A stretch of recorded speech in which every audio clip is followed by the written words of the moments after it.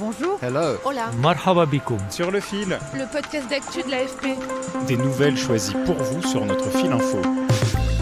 En Pologne, des élections législatives cruciales se tiennent dimanche 15 octobre dans un pays profondément divisé. L'opposition espère renverser le parti populiste nationaliste, le PiS, au pouvoir depuis 2015. Ce gouvernement conservateur, anti-immigration, a fortement réduit l'accès à l'avortement. Il entretient aussi des relations conflictuelles avec l'Union européenne. Alors derrière Donald Tusk, ancien président du Conseil européen et principal leader de l'opposition, environ 1 million de personnes ont marché dans les rues de Varsovie, la capitale, le 1er octobre, comme Michal, un avocat. Nous défendons notre démocratie parce qu'elle est malheureusement très menacée par le gouvernement autoritaire que nous avons en Pologne. Pourquoi le gouvernement polonais est-il accusé d'atteinte à l'état de droit ? Dans quelle mesure ces élections pourraient-elles changer la vie des Polonais et des Polonaises ? Sur le fil. Certains considèrent qu'il s'agit du scrutin le plus important depuis 1989, car ce qui est en jeu, c'est l'avenir de la démocratie en Pologne et l'avenir de la Pologne en tant que démocratie et État de droit. Dorota Dąbrowska est professeure de sciences politiques. Puisque avec les atteintes à l'indépendance de la justice et à l'indépendance des médias, le système politique en vigueur en Pologne ressemble à un régime hybride qui associe des caractéristiques d'une démocratie, bien entendu, mais aussi d'un régime autoritaire. Et si le PiS reste au pouvoir, et s'il fait en plus une coalition, un gouvernement de coalition avec un parti d'extrême droite, il pourrait basculer dans la catégorie de régime autoritaire tout simplement.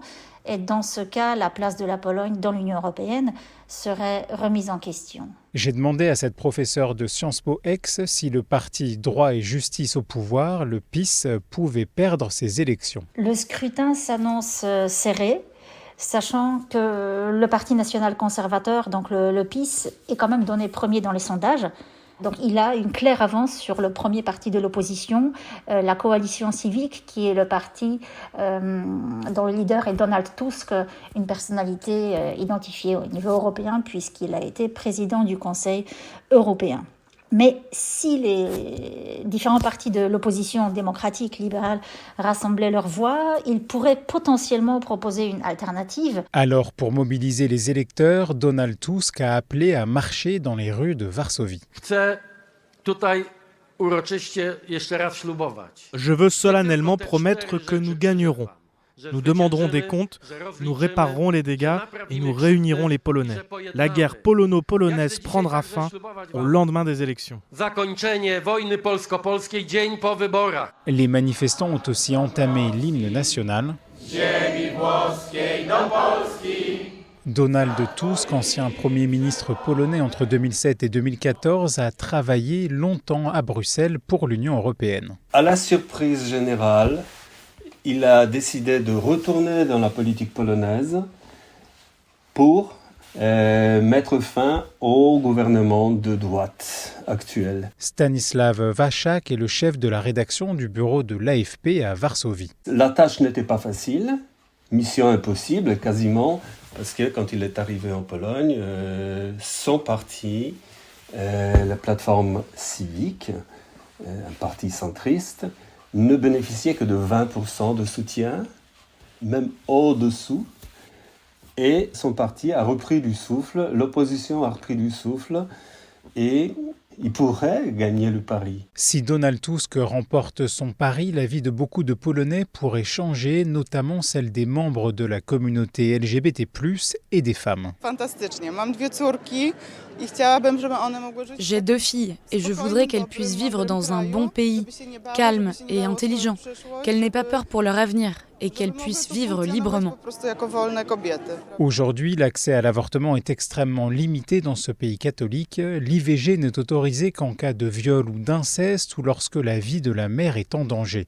La professeure de sciences politiques, Dorota Dąbrowska. Et on sait que l'opposition je parle de la coalition civique, a pour la première fois osé publiquement postuler la libéralisation de l'IVG jusqu'à 3 mois de grossesse. Donc avant, ils étaient plus discrets sur ce sujet. Et là, effectivement, aussi bien le parti de gauche, pour lequel c'était déjà clair, que la coalition civique réclame cela. Il y a un troisième parti qui s'appelle la Troisième Voie, coalition de partis chrétiens-démocrates et agraires. Et là, ils sont bien sûr beaucoup moins clairs là-dessus. L'immigration est aussi un des grands thèmes de cette campagne. La Pologne, pays voisin de l'Ukraine, a accueilli plus d'1 million de réfugiés depuis le début de l'invasion russe. En revanche, le gouvernement actuel est farouchement anti-immigration. Le pays a achevé l'an dernier la construction d'un mur en acier à sa frontière avec le Bélarus. C'est un langage déshumanisant vis-à-vis des migrants aussi, mais ça, ce n'est pas nouveau de la part du PiS. Donc la question migratoire est très présente dans le débat électoral.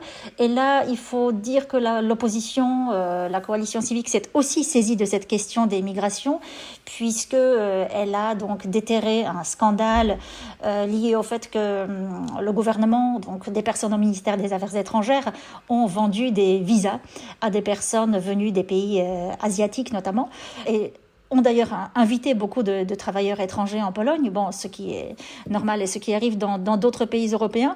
Mais le problème, c'est que ce gouvernement prétend justement protéger les frontières polonaises, alors que par ailleurs, donc, il vend des visas ou des permis de séjour à des personnes migrantes. Alors, dans la population qui ne soutient pas le PiS, les espoirs sont grands en cas de défaite du Parti conservateur. Les gens, ils voudraient que la Pologne se réconcilie avec l'Europe, avec les voisins. Et je ne parle pas de la Russie, du Bélarus. Non. Je parle par exemple de l'Allemagne, qui est devenue une bête noire du pouvoir en ce moment, comme Bruxelles. Je pense que les gens, ils ont besoin d'un peu de calme, de moins de propagande. Les gens en ont assez de la présence excessive, juge-t-on maintenant, de l'Église dans la vie publique. Les femmes espèrent libéralisation de la loi sur l'avortement. Mais c'est bien le parti au pouvoir qui reste en tête dans les sondages. Dans une étude du 9 octobre, le PiS est à 34,6% des intentions de vote devant la coalition de Donald Tusk à 27,9%. Alors quelles seraient les conséquences d'un maintien au pouvoir du PiS pour les Polonais et les Polonaises ? Les personnes opposées à l'avortement seront satisfaites puisque ce dernier restera de fait interdit. Pour les femmes qui prennent la pilule du lendemain, qui optent pour une IVG ou même qui subissent une fausse couche, la situation risque de devenir plus angoissante encore, car le gouvernement actuel a mis en place un registre de grossesse et il risque de lancer des poursuites à l'encontre des femmes dont la grossesse ne se poursuit pas. Mais les jeunes qui se posent des questions sur leur identité, les personnes dites non-binaires, homosexuelles par exemple, risquent de se trouver stigmatisées, isolées, notamment lorsqu'elles habitent dans des villages ou dans des petites villes. Pour cette chercheuse, si le parti conservateur au pouvoir arrive bien en tête du scrutin, le président polonais devrait sans doute lui demander de former un gouvernement. Sur le fil revient demain. Je m'appelle Antoine Boyer. Merci pour votre fidélité et bonne journée.